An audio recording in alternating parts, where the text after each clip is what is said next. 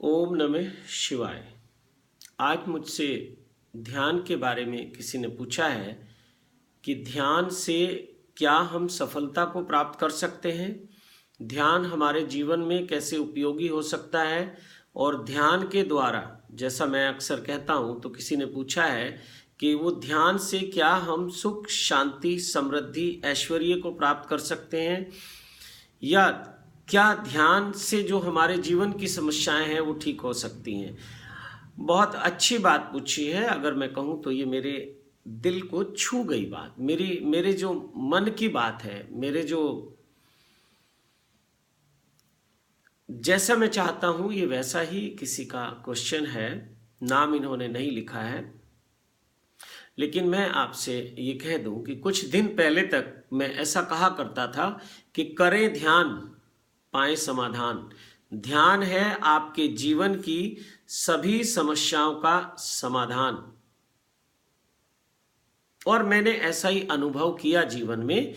ऐसा नहीं है कि मेरे जीवन में कभी कोई परेशानी नहीं आई, बहुत बहुत परेशानियां आई, बहुत बहुत तरीके से संघर्ष किया जीवन में, और ये संघर्ष बहुत कुछ सिखा कर गया। लेकिन फिर भी जब संघर्ष का दौर होता है या जब कोई समस्याएं होती हैं तो हम उसका समाधान चाहते हैं, यहाँ वहाँ भटकते हैं। मैं भी भटका, मैं भी बहुत लोगों के पास गया, बहुत लोगों से पूछा कि मेरी समस्याओं का समाधान क्या हो सकता है।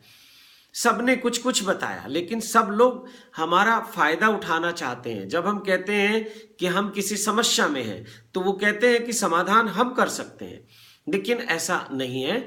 कोई हमारी समस्याओं का समाधान नहीं कर सकता, और अगर कर सकता है तो वो हम स्वयं हैं।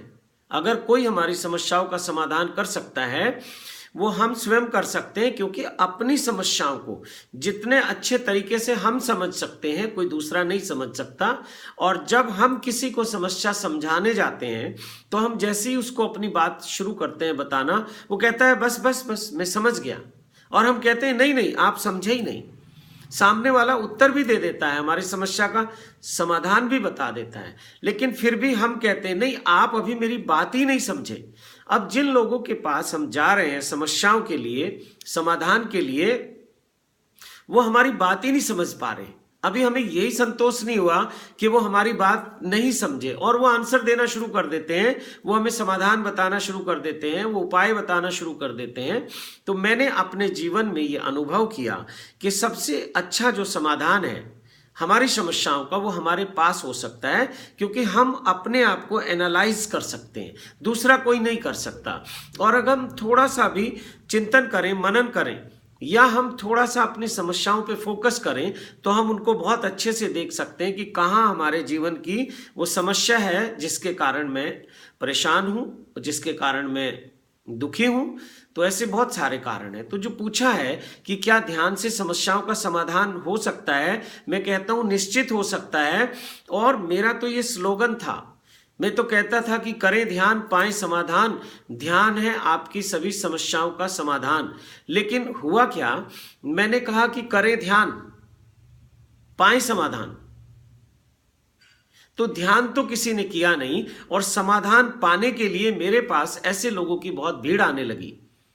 शिविर में भी ऐसे लोग आने लगे कि बस जो जो उनकी समस्याएं थी, किसी के बेटे की शादी नहीं हुई, किसी के बेटे का तलाक नहीं हुआ, किसी के संतान नहीं हुई है, तो किसी की संतान होने के बाद परमात्मा ने उसको अपने पास बुला लिया, या किसी को प्रमोशन नहीं मिल रही, किसी की ट्रांसफर नहीं हो रही है, या किसी का बिजनेस ठीक से नहीं चल रहा है। बहुत इस तरह की जो सांसारिक प्रॉब्लम है उनको लेके लोग आने लगे। तो मुझे लगा कि कहीं मेरा जो मैसेज है वो गलत कन्वे हुआ, उसको लोगों ने गलत समझा, तो मैंने ये कहना बंद किया। लेकिन आज फिर कह रहा हूं कि करें ध्यान पाएं समाधान। लेकिन ठीक से समझ लेना, करें ध्यान, पहले आपको ध्यान करना है, फिर आपको निश्चित समाधान मिलेगा। लेकिन आप सोचें कि समाधान मैं दूंगा, नहीं, समाधान आपके भीतर से आएगा, और समस्या भी आपके ही पास है, आपके ही भीतर, या आपका बाहर का जो परिवेश है वहीं से समस्या आई है। मेरे पास से समस्या नहीं आई। जहां से समस्या का जन्म हुआ है वहीं से समस्या का समाधान भी आपको मिलेगा, वहीं उसका कारण मिलेगा कि ये कैसे ठीक हो सकती है। तो ध्यान के द्वारा समस्याओं से मुक्ति पाई जा सकती है। कोई भी समस्या ऐसी नहीं है जो ध्यान के द्वारा उससे मुक्ति ना पाई जाए। पूछा है क्या ध्यान से हमें जीवन में सफलता मिल सकती है? अगर मैं बहुत शॉर्ट में कहूं तो केवल ध्यान से ही सफलता मिल सकती है। जिस सफलता की हम कामना करते हैं, जिस सफलता की हम उम्मीद करते हैं, अगर ध्यान के द्वारा हम उस कार्य को करेंगे या ध्यान के द्वारा हम उस यात्रा पे आगे चलेंगे, जिस सफलता को पाना चाहते हैं, तो वो ध्यान से ही मिलेगी। और जिन्होंने भी सफलता पाई है उन्होंने ध्यान पूर्वक ही पाई है, ध्यान से ही पाई है। बेशक उनको नहीं पता कि उन्होंने कोई ध्यान नहीं किया, कोई टेक्निक यूज नहीं की, किसी गुरु के पास नहीं गए, किसी के प्रवचन नहीं सुने, लेकिन कहीं ना कहीं उनके जीवन में ध्यान है और उन्होंने ध्यान से उस कार्य को किया जिसमें वो सफल हो गए। आप देखते हैं बिजनेस में, उसी बिजनेस में कोई व्यक्ति करोड़ों रुपए लेके आता है और वो सब लॉस कर जाता है, और उसी बिजनेस में कोई आदमी खाली हाथ आता है और वो करोड़ों रुपए कमा लेता है। बिजनेस सेम है, बस व्यक्ति अलग है।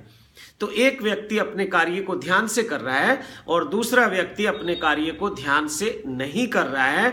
ध्यान से ना किए गए कार्यों में असफलता होती है, ध्यान से किए गए कार्यों में सफलता मिलती है। ध्यान पूर्वक जो भी कुछ करेंगे उस सब में हमें सफलता मिलेगी, निश्चित मिलेगी। मैं आपको बहुत ही भरोसे के साथ कह सकता हूं, अनुभव के साथ कह सकता हूं, बहुत सारे एग्जाम्पल के साथ कह सकता हूं। और जिसको इसका कोई प्रयोग करना है तो वो ध्यान करना शुरू करें। और ध्यान बहुत आसान है, बिल्कुल भी मुश्किल नहीं है। इसी में मुझसे पूछा गया है, जैसा कि मैं अक्सर कहता हूं कि सुख शांति समृद्धि ऐश्वर्य की बात करता हूं, रिद्धि सिद्धि की बात करता हूं, धन ध्यान समाधि की बात करता हूं और शिव साक्षात्कार की बात करता हूं, यानी कि ईश्वर की साक्षात्कार की बात करता हूं, तो निश्चित ही ये सब कुछ हमें ध्यान से प्राप्त हो सकता है। सुख शांति समृद्धि, अच्छा स्वास्थ्य, धन ध्यान समाधि रिद्धि सिद्धि शिव साक्षात्कार, सब कुछ ध्यान से प्राप्त हो सकता है। इसमें कहीं कोई दो राय नहीं है, लेकिन इसका एक विज्ञान है, उसको समझना होगा। संतों ने कहा है और हमने भी ऐसा अनुभव किया है कि ध्यान कोई करने की चीज नहीं है। भाषा की अपनी मजबूरी है कि हमें कहना पड़ता है कि ध्यान करो, या कोई साधक कहता है मैं ध्यान कर रहा हूं, जबकि ध्यान न करने की चीज है न करवाने की चीज है। ध्यान एक समझ है, ध्यान को समझना है कि ध्यान क्या है। ध्यान हमारे पास है, ऐसा समझ लो कि हमारे पास हीरा है और हमें उसकी पहचान नहीं है, तो हम हीरे के लिए भटक रहे हैं, हीरे को पाने के लिए बहुत प्रयास कर रहे हैं, और हीरा हमारे पास है लेकिन हमें पहचान नहीं है। और फिर जब दूसरों के पास जाते हैं तो वो हमें कुछ प्रलोभन देते हैं, कुछ हमसे उन्हें उम्मीद होती है, सबसे बड़ी उम्मीद धन की होती है, तो वो हमसे किसी ना किसी रूप में धन लेना चाहते हैं और वो हमें फिर ध्यान के बारे में बातें करते हैं, जबकि अनुभव नहीं है उनका। ध्यान का अगर मेरा अनुभव है तो आपके काम आने वाला नहीं है। हाँ, मैं जो ध्यान के बारे में आपको समझा सकता हूं उसमें आपको लगेगा कि बात में कुछ दम है, और किताबों से पढ़कर अगर मैंने समझाया तो जो थोड़ा सा भी पारखी होगा वो समझ जाएगा कि ये रटंत विद्या है, रट लिया है कहीं से। तो अच्छे अच्छे प्रवचन, अच्छे लेक्चर, अच्छी स्पीच दी जा सकती है, किसी भी टॉपिक पे कोई भी डिबेट कर सकता है। तो मुझे लगता है कि ध्यान से ये सब कुछ प्राप्त हो सकता है, और लेकिन उसमें ध्यान आप करेंगे। ऐसा नहीं कि ध्यान मैं करूंगा और ये सब समाधान आपका होगा, ऐसा नहीं होता। तो ध्यान से सब कुछ प्राप्त हो सकता है। ध्यान अपने आप में बहुत अद्भुत है, ध्यान एक रहस्य है, ध्यान के इतने सारे आयाम हैं, यानी कि इस ब्रह्मांड में जो भी कुछ आपके भीतर आ सकता है, जो भी आप कामना कर सकते हो, जिस सफलता की आप उम्मीद करते हो, वो सब ध्यान से पाई जा सकती है। ध्यान के इतने इतने आयाम हैं, इतने इतने डायमेंशन हैं कि अगर इस दुनिया का एक एक व्यक्ति भी चाहे कि मुझे कुछ अलग स्पेशल कोई रिसर्च करनी है, कोई अनुभव करना है, तो ध्यान के द्वारा किए जा सकते हैं। ध्यान के द्वारा जो हमारा लौकिक जगत है उससे जुड़ा जा सकता है, ध्यान के द्वारा हमारा पारलौकिक जो जगत है उससे भी जुड़ा जा सकता है। ध्यान के द्वारा हम जो इन आंखों से दिखने वाला एक संसार है, उसमें सफलता पा सकते हैं। और एक जो संसार है जिसको पारलौकिक जगत बोलते हैं, जो अदृश्य है, इन आंखों से दिखाई नहीं देता, वहां भी हम सफलता की सीढ़ियां चढ़ सकते हैं, सफल हो सकते हैं। तो ध्यान अपने आप में बहुत अद्भुत है। ध्यान एक रहस्य है। इस रहस्य से जैसे जैसे हम ध्यान करना शुरू करते हैं, बस परत हटनी शुरू होती है, फिर हमें बहुत आनंद आने लगता है। और जब हमें कहीं सफलता मिलती है तो यात्रा में आनंद तभी आता है। देखते किसी भी यात्रा पे चलते हैं और लिखा हुआ है कि आपकी जो मंजिल है 100 किलोमीटर है, लेकिन जब वो मंजिल कम होती चली जाती है तो हमें मंजिल के करीब होने का एहसास होने लगता है कि बस अभी इतना और चलना है, इतना और चलना है, इतना हम चल चुके हैं। तो जब इस संसार में ही हम सबसे पहले बहुत सारी मनोकामनाएं रखते हैं, बहुत सारी इच्छाएं रखते हैं, तो ध्यान के द्वारा हमें जब वो प्राप्त होने लगती हैं तो फिर हम पारलौकिक जगत में, ईश्वर में, परमात्मा में, देव शक्तियों में, सिद्धों में, बुद्धों में, उस तरह के चीज़ों में भी इंटरेस्ट लेने लगते हैं, अगर हमारी ज़रूरतें पूरी हैं। तो मैं यही कहूँगा कि सबसे पहले आप अपनी सांसारिक जो ज़रूरतें हैं, या सांसारिक जो आप सफलता चाहते हैं, सांसारिक जो आप प्रसिद्धि चाहते हैं, उन्नति चाहते हैं, जो भी आप चाहते हैं, वो ध्यान के द्वारा संभव है।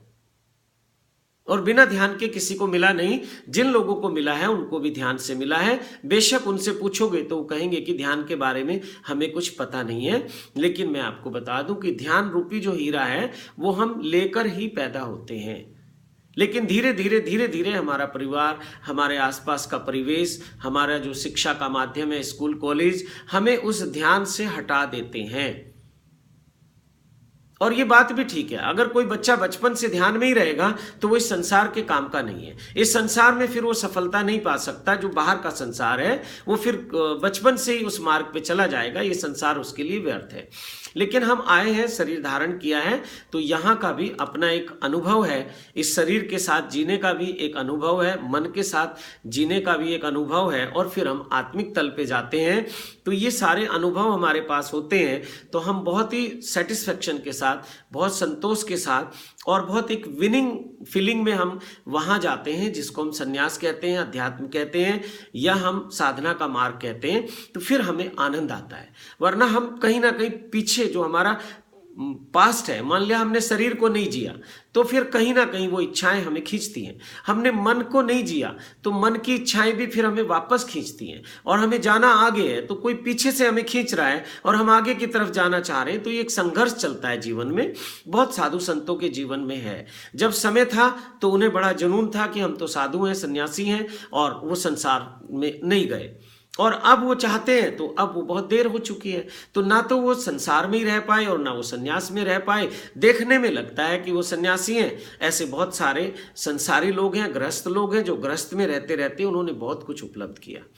और हमारी जो परंपरा है, खास करके ये जो शिव कृपा योग है, अगर आप भगवान शिव की परंपरा को देखोगे तो उसमें भगवान स्वयं भी गृहस्थ में आए हैं, स्वयं भी उन्होंने सांसारिक सारी चीज़ों को अनुभव किया है। और जो भी ऋषि मुनि हैं, संत हैं, उस परंपरा में आप देखेंगे सभी लोग गृहस्थ से होकर आए हैं। यानी कि शरीर का भी उन्होंने उपयोग किया, उसका भोग किया और उस अनुभव से गुजर गए। और मन को भी उन्होंने खूब भोगा है, और मन का जो एक अनुभव है, मन का जो खेल है, उसको भी समझ गए, और समझ के फिर उसके पार चले गए। तो ऐसे ही ध्यान के बारे में है कि ध्यान करने की बात नहीं है, ध्यान समझने की बात है।